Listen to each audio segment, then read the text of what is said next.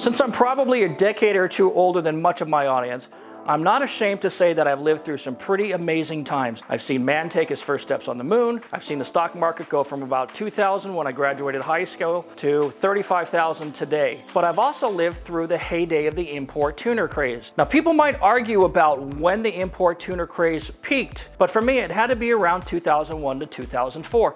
Back then, import events were plentiful. There was Hot Import Nights, there was Import Show-Off, Extreme Auto Fest, the Nopi Nationals, and many other events that attracted thousands of participants every weekend. In Southern California, there was pretty much one major show every weekend from about March through October. And of course, there was never a shortage of beautiful young ladies at these events. Some were booth bunnies, some were competing in the dance or swimsuit competitions, and some were actual spokespersons for the brands that they were representing at these shows. But when the old days of the tuner culture morphed into what it is today, I was always curious as to what happened to all of the young ladies that were the center of attention at every one of those car shows. That story is coming up right after the break. Confession, I hate cleaning my own cars. That's why I love Adams Polishes. Whatever you want to clean, polish, or shine, Adams has a specific product just for that, even for matte finishes. Since 2000, Adams Polishes has been offering premium car care products dedicated to the enthusiast. Whether you're a professional detailer or a weekend warrior, their innovative and effective products will enable you to achieve amazing results on your prized possession. Adams, made with pride and passion in the USA.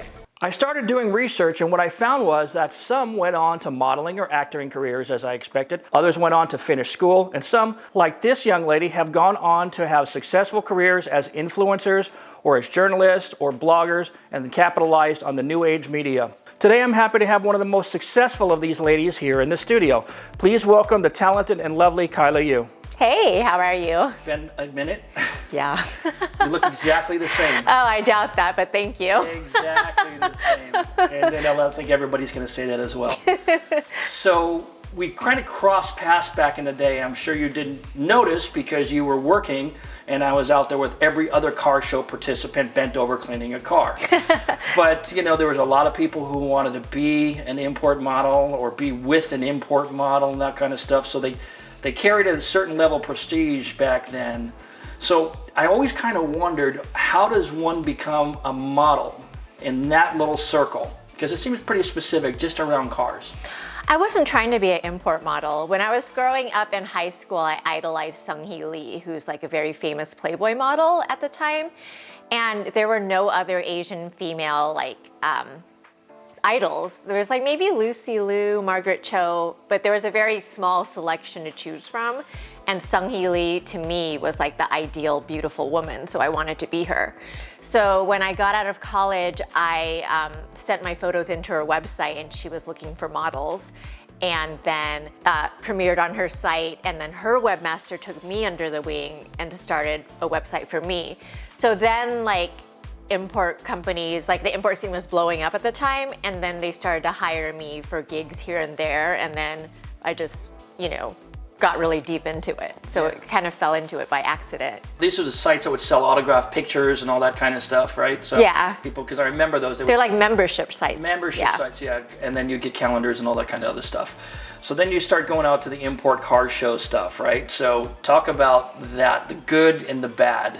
I will say I don't think there was, for me, a lot of bad in the import scene. I did think it was like pretty, most people had good intentions. Obviously, some I'm sure didn't, but I didn't have any bad experiences within the import scene. Modeling scene, different story, but that's a whole separate thing. But in the import scene, I think like the best part of it for us young women was the travel. Like we got to tour all across the US, and then as the import scene got bigger, then it was Canada and then like Australia, and it was more travel than I had done up to that time. So for a young woman, it's got to be a great experience, especially if somebody's paying. Yeah. Because when we're young, you know, who can afford that at 19? Yeah. Unless you have rich parents. Yeah. So, you know, some of these girls who were traveling with you and so forth, you know, their focus was what? Their career path or career intentions? I know everybody had a different path. I mean, you went to school and became a journalist effectively, yeah? No, I went to school at my parents' forcing.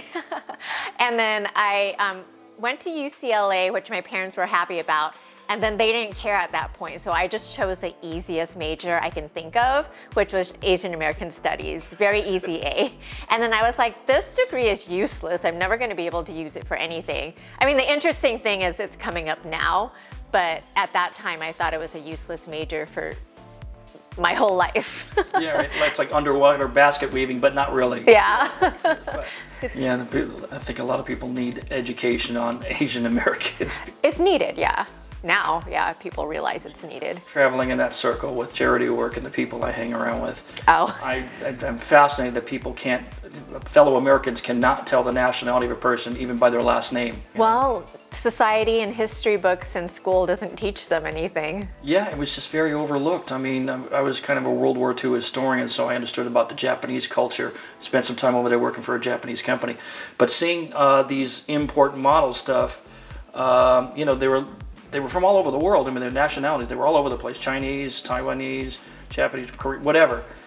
But a lot of these girls seem to be chasing, the stories that I used to hear is that everybody wanted to be on the cover of a magazine. Yeah, the magazine covers were it. Talk about that phenomenon. People like that was like the pinnacle of their career or at their focus at, you know, 17, 18, 19, 20 years old. Because I never understood that part. That was their, you know, goal. I mean, there's got to be something beyond that. That's a good question. I mean, I know some of the girls wanted to be actresses. Some of them just wanted to be models, not necessarily in the import scene, but models in general. Like the generation I grew up with that were my peers was like Francine, Sasha, Aiko, and Natasha, Rowena. Rowena Galam, yeah. Yeah. That's another thing. So those were like my peers, and then Tila came shortly afterwards. But nobody's ultimate goal was to be an import model. It was definitely like maybe a stepping stone. Yeah, I hung around with Courtney Day a bit, a very nice young lady, and it wasn't her goal to be just a stepping stone to go forward. But the focus on just getting a magazine cover to me seemed like they were selling themselves short. But how many of these girls were actually going to acting school? I mean, everybody wants to be an actor or an actress, but the ones who really want to do it are going to acting classes. Were any of the girls doing that? That's a good question. I'm sure you can't speak for everybody, Yeah. but I feel like if they were serious or somebody was mentoring them, they should be directing them that discussion. But you eventually became an actress. Kind of. Like, I was always trying to be a singer, but like when MySpace came around when I was really, popular in the import scene. We were all on Friendster, and then all the people with popular accounts just got kicked off Friendster because we were like using all their traffic and they didn't know what they were doing over there. And then MySpace Tom came and said, hey, you guys, I have this new site for you. So we all went there. But when I was having some visibility on MySpace, then an agent came, like an acting agent, and he was like, hey, you wanna like try to go audition for these things? And then I did go to acting class because he was like, you need to go to acting class. But I would never say like I was a good actress or that was like my passion. It was just like, oh, it's fun. Like, it's fun. It's sure, totally fun. But I know real actresses who are like, this is my art, and like they would die for their acting. That was never it for me. But you wound up in Tokyo Drift. For those of you who don't know, there were two young ladies there, Kaila and Ayuko, in the underground parking garage, the scene where Sean Boswell races DK, Drift King, right? There was a gentleman in the middle who was like, ready, and then you say... Ready. And they even have a Japanese coach, so I said it with a Japanese Seto. accent. I mean, she didn't need a Japanese coach, obviously. So he says ready, you say seto? I say ready, and Aiko said seto. Okay, and then Yeah. and then it just goes... And he just go. Okay, He just, ready. Yeah. The Japanese English accent is it was ready. I don't even know if I did it right, but they like had a coach. believable to me. But hers, of course, she was... English was always her second language. Yeah, it's easy. And last time I spoke to her, she had very, very broken English. But now she's a comedian. Yeah, she's a successful comedian. very She's touring, and I've watched her stuff. yeah, she's actually good. really good. Aiko was always funny though, Yeah. like just naturally. But what was interesting to me in that movie is that, and I think you touched upon this in one of your Instagram videos, and when you said it, it made perfect sense, and it really got me thinking. The movie's supposed to be set in Japan, although 90% of it was filmed here in Los Angeles, as you probably know. But the only lines from actual Asian women were really Yu and Aiko. Yeah. That's it. And I said 2 words in the movie. Twice as many lines as Aiko, and twice as many as anybody else.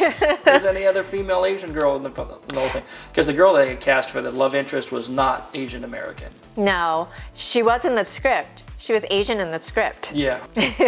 But I guess you mentioned that the powers that be decided for financial decisions to make her Latina. The Latino audience for Fast and Furious film is the most important audience in the world, not because just of their numbers, but for their passion. The passion in the Latino culture for cars is just unprecedented. It's something you don't see even in Southeast Asia. You don't see this in China. You do not see, well, you see it to some extent in Taiwan and some in Thailand. But in Japan, it's a very small group of people who are doing this, but very focused, and they have great stuff because all the Japanese car companies, that kind of thing. But the Latino culture is just loving it. And this is why Fast and Furious cast now has become so Latino, right? You know, Vin Diesel, who's actually Italian, is suddenly speaking Spanish. Okay. Okay, cultural appropriation. Yeah, is that allowed anymore? Yeah, and I'll tell you, it gets more interesting. I understand how people can get agitated over certain things, like in Too Fast, Too Furious. There was an African-American character who had a big afro and a afro pick in it, like we used to see as young people in the 70s. That was kind of a style. But the car that he was driving was a Toyota Supra, and it had an afro pick graphic on the side. Now, I'm thinking to myself, if it had been a white director, because it was run by John Singleton, who did Boys in the Hood, was African-American, what kind of outrage would that spark today? Would anybody even bat an eye? I have to wonder. But because it seems to me like a lot of people are getting very petty over little things, and I would think that if that movie came out today, somebody would probably say the same thing. But the fact that the movies were initially built around the tuner culture started because of Asian Americans. Exactly. People don't know that, and I posted that, and people tried to like argue with me, like, no, like white people have driven cars for years. They're like just pointless arguments, but like it did. I mean, that article, was inspired by the Vibe article, which was about, I think, a Latino guy, but he was racing from what was inspired from the LA scene, right? That Correct. Started it all. Exactly. He was in New Jersey, which is a very strong Latino presence in New Jersey. But in Southern California, remember, Torrance was all Japanese, right? Because of Japanese transplant companies. Nissan was here, Toyota was here, Lexus was here, Honda was here. A lot of Japanese. And then the Filipinos, right? And then if you go into Westminster, it's predominantly Vietnamese, right? And then, of course, you've got a large Korean population, a large Chinese population. This is one of the great things about Southern California, because I have traveled the country, like 48 states, deep, every nook and cranny when I was working for NGK. There was no Asian people in Tennessee for years. Yeah. If you saw one, they were passing through, man. And it was just a weird deal. But the car culture started with Asian Americans, right? Transplants, and the kids of transplants. And so everybody jumped on board, and then, white Americans started jumping into the bandwagon and wanting what we couldn't have, which was the stuff from Japan, right? And that's how it got really, really big. But today, you see a lot of Asian guys, the people I knew when they were in their 20s, 20 years ago, and now in their 40s, they're driving Porsches, BMWs. Yeah, They moved the up the food BMW. chain. Yeah. But the import tuner culture, that started it all, and it's still going 20 years. So, talk about your career path after you were done doing import modeling. When did it kind of die out for you? I mean, I was honestly probably in the import scene for 3 years, and then I would maybe pop in and out, but it wasn't really that long of a time. But I guess when I was in it, I toured every weekend.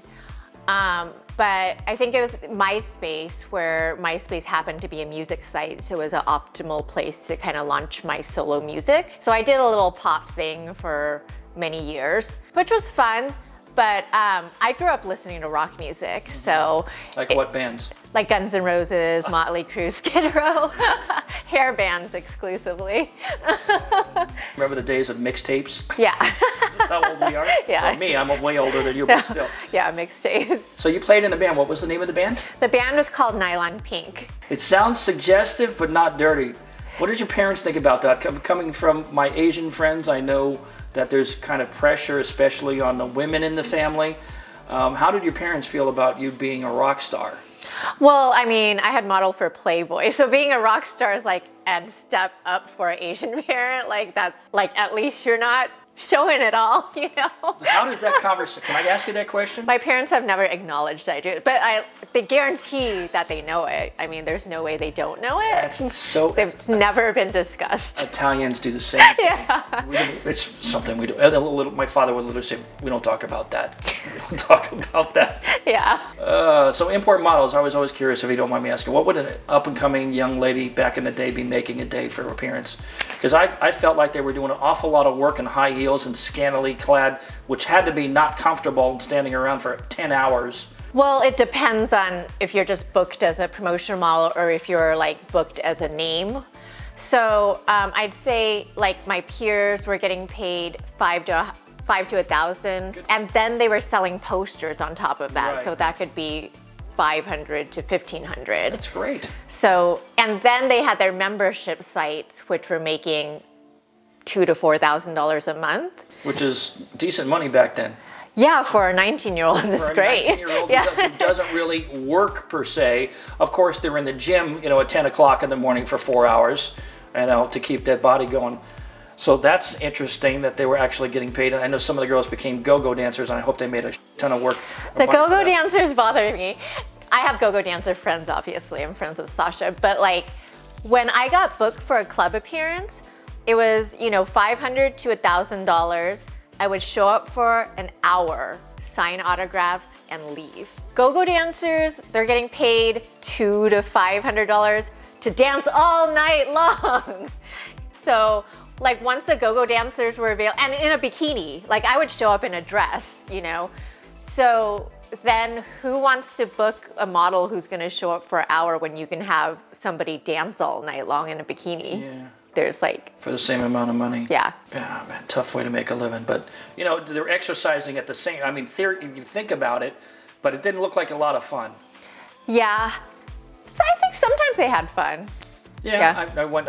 I used to date Miss Becky. Okay. Yeah. So, went to a show with her one time. We went to behind the stage, right? So I had this big camera apparatus with me, and I'm filming them all this stuff. And some of the girls would stay and party, and it was their life. Other girls just get the money and go home. That's it. It's two different things. I mean, that's a lot of dancing. It's a lot of work for these young girls. But to me, it seemed like it just wasn't going to be fun. I wouldn't want to do that for a long time. I wouldn't want to do it, yeah. Yeah. So then after that, you move along. You're doing import modeling for a few years. What comes next for you? The band thing? Was it Nine Line the Pink? Yeah, it was that, and I actually just met a girlfriend. We were doing a jewelry company together, and it turned out she listened to Guns N' Roses and Motley Crue, and she was Asian, which is like so rare. Weird, yeah. So, and I think she had played bass in a band growing up, and we're like, hey. We're like, Do what? you play an instrument? I play the piano and I do keyboards, Okay. but mostly I'm just singing. And then I'll maybe play keyboards like on a song or two. We started the band with a white guy drummer. And so it's just us three for a while. And then we added a guitarist, another white guy. And then the drummer left, and there was an Asian girl who was like, oh, I'm a drummer. And it was just like, people ask, like, did you guys like mean to be an Asian girl band? And we're like, no, it's just like the white guys left and got replaced by Asian girls who happened to be there. Wow, okay. Yeah. So it just kind of fell together. Yeah, I felt like it was kind of meant to be in that way. Like, yeah, it was the timing wise, it was just like, oh, suddenly there's this amazing girl guitarist who is Korean Chinese. I think Pulp Fiction, it was Kill Bill. The Asian girl band? Yeah, they were pretty Who did badass. not like that scene? Yeah. Who did not like that scene? It's just an awesome movie. Right. You did that for how many years? That was probably for like 8 years. Wow. Were you touring and everything? Yeah, we toured quite a bit, did shows all over the world. The thing that really was hard for me in a band was that I don't enjoy touring. And that's a requirement of band, obviously. I enjoy getting booked for one-off shows, like, oh, hey, we're like throwing this party in China, come play a show, which is amazing. But I don't want to drive around and play 10 dates in the Midwest, which like you have to do as a band, you have to tour. See, I don't think a lot of people think about this, but have you seen any of these movies about these famous musicians, Frankie Valli or or some of the rock guys who traveled the country in the early days before they became famous. It's hard. It looks like not fun. Yeah, and I think it's twice as hard as a girl because like those guys would just like go to a show and like go sleep at a groupie's house, you know? They don't need hotel. We need hotel rooms. We're not gonna go sleep at random people's house. Yeah. Because if nothing else, you know, you get a reputation real quick. The double standard that exists between, you know, men and women with that kind of stuff, I could crash at anybody's house and nobody would think anything.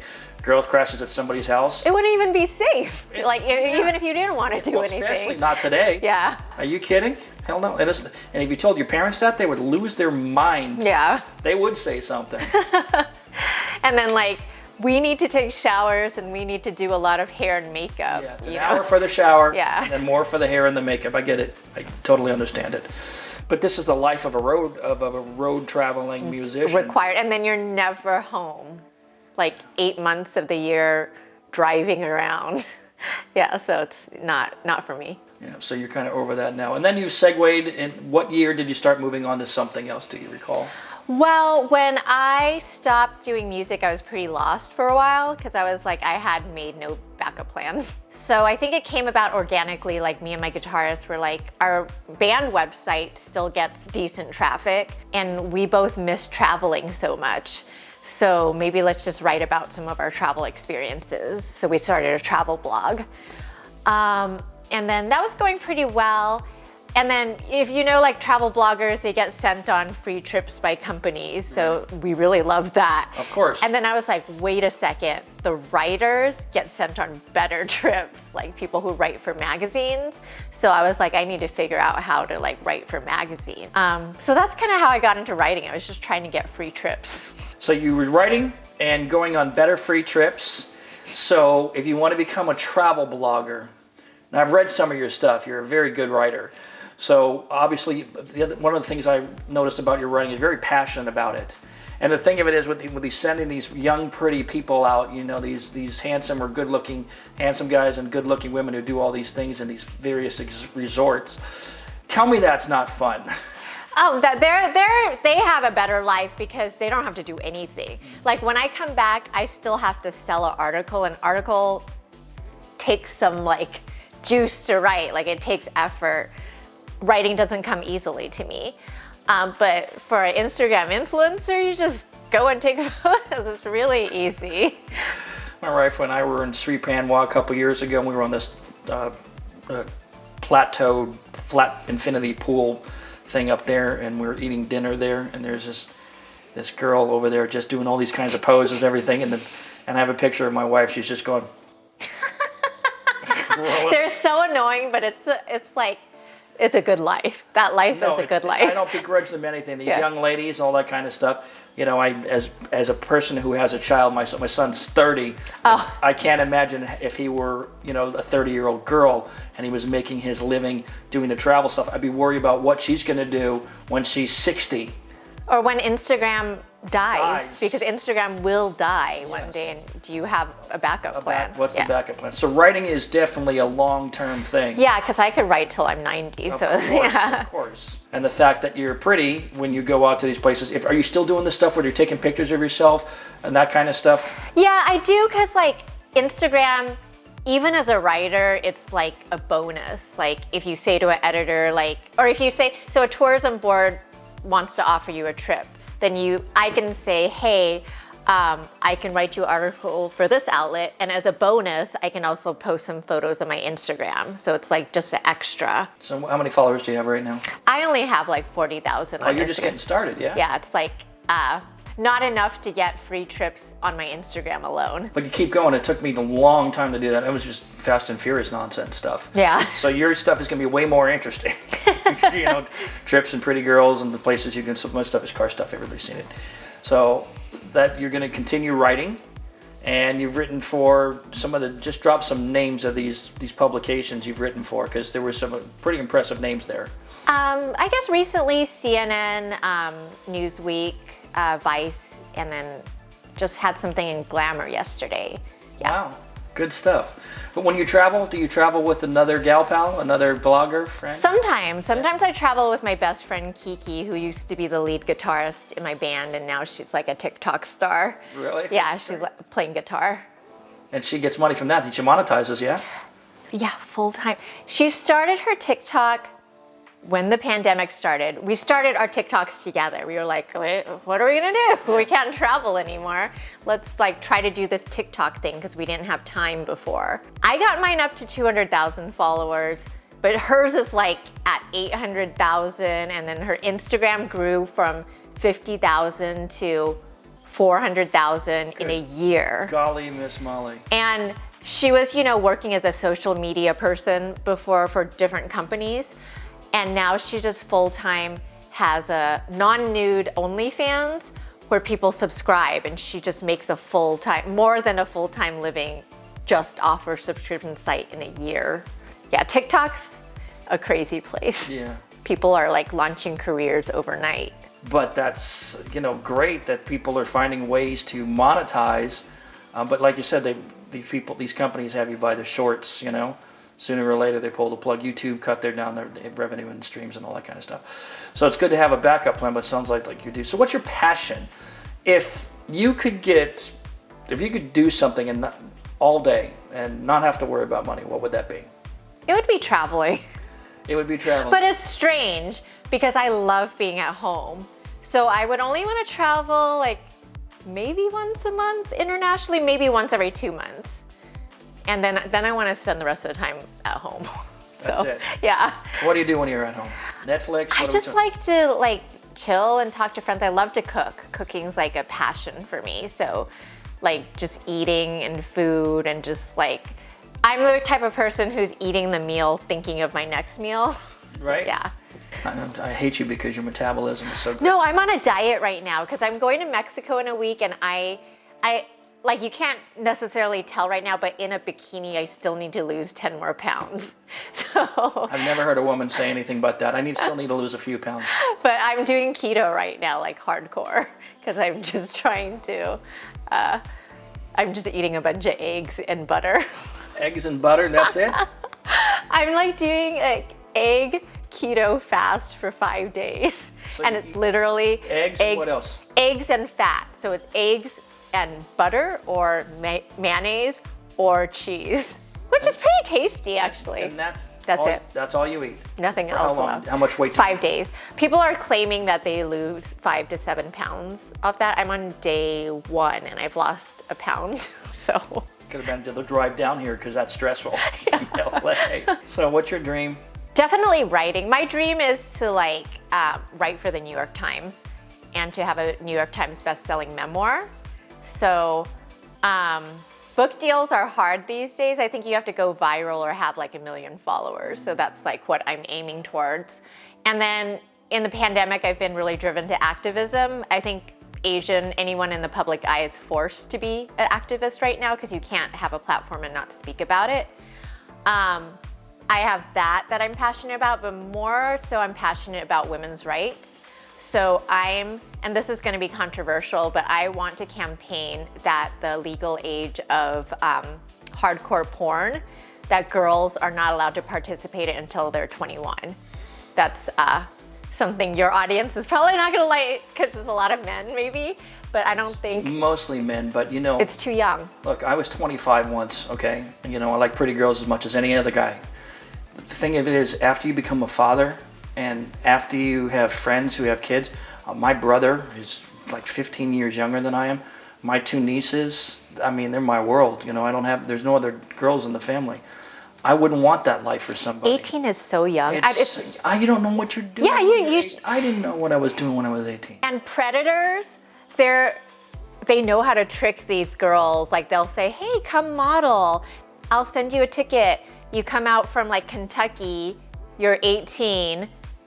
You arrive at this hotel room, they take away your purse and your ID, and they're mean to you. Like, you're a little girl. I've heard stories. Yeah. When I did the Playboy stuff, it was strange. These girls were like, they became my little sisters. I just didn't get that gene where a 40-year-old guy should be dating a 20-year-old. Just never got that gene.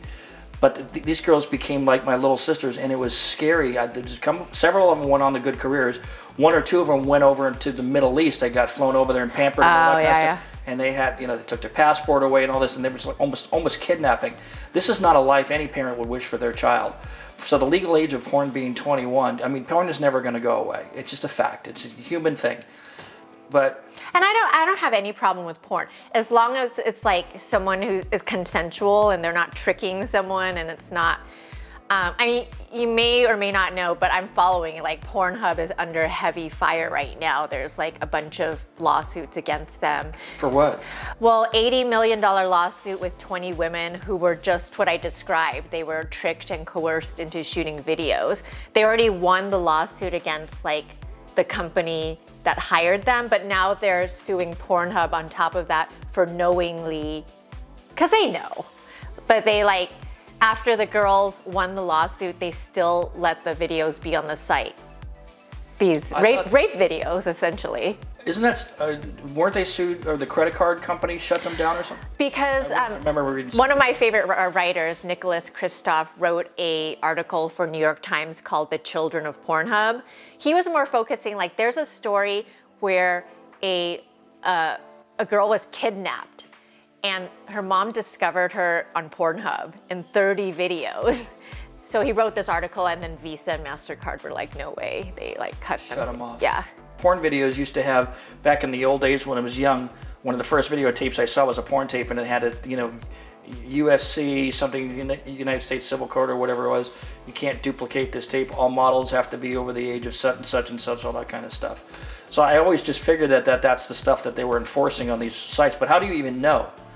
I mean, how does these people who are hosting those websites even know if the girl is really 18? They have to maintain records. I remember that from Playboy. You have to maintain, because we had to. All these girls who were there, they had to be over a certain age. And I would say probably most of the porn companies are following the rules, like 80 or 90% of them. But the problem with Pornhub is that anyone's allowed to upload content. Not anymore. What? Yeah, that's why anyone, literally you can go upload a video of, so people are uploading videos in locker rooms that they shot. Yeah, literally. Unbeknownst to the women who were featured in the video. Yeah, and then the women would be like, "Can you take this off?" And Pornhub would be like, ignoring them.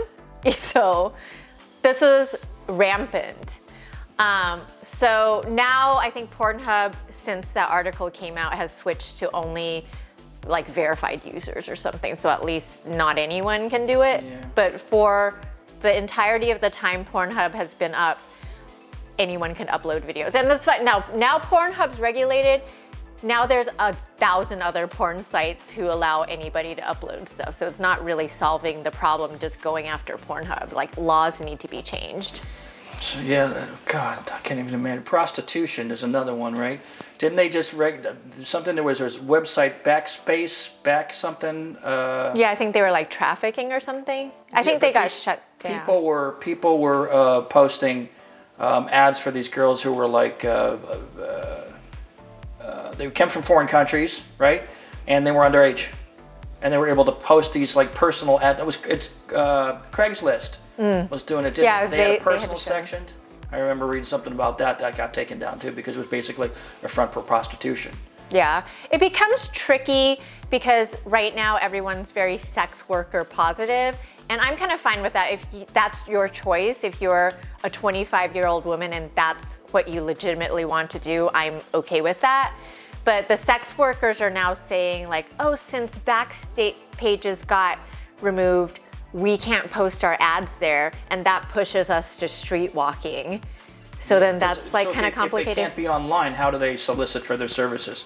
Because if you've ever been to the SEMA show, in Las Vegas, you walk outside and you're getting handed out all these cards for oh, really? For prostitutes. I guess they never handed me one because I'm not a client. Girls, but, yeah. Right. So I was there with a girl one time, and then some dude handed me a thing for porn. Right. And it's just a thing to send a prostitute to the room. I said, "How do you know this isn't my girlfriend? Or my wife?" He's like, "I don't care." Whatever. I don't know. It's never going to go away, but Yeah, and I'm not advocating that it go away. I think like if people want to do that, that's their right. But the problem is that people political people, political representatives, they think if you regulate porn, it's like saying we're okay with it. Like they're legitimizing porn. But I'm not, you have to regulate it because it's here and girls are getting harmed. Just like weed. Yeah. You know, there's people who can say, I don't think you should use drugs. I've never used drugs. It was never my thing. You know, but live and let live, man. If it's not hurting anybody else, you know, if a woman wants to engage in prostitution and it's consensual people and, you know, she is protected, then they should be able to do it. But right now she's like completely unprotected. She's completely unprotected, which, you know, of course, as a parent, I would say I would not want that life for my daughter. But the reality is, you have to be a realist. People are still, this has been around for thousands of years, since the dawn of time. It's never going to go away. The least you can do is try and protect everybody. Yeah. Well, Kaila, thanks so much for joining us today. It's been a pleasure having you here in the studio. If you want to catch up with Kaila on her social media channels and read some of her articles, I'm going to leave a bunch of links in the video description down below. So that's going to be it for this time, everybody. Thanks so much for watching, and please don't forget to subscribe. We'll see you next time.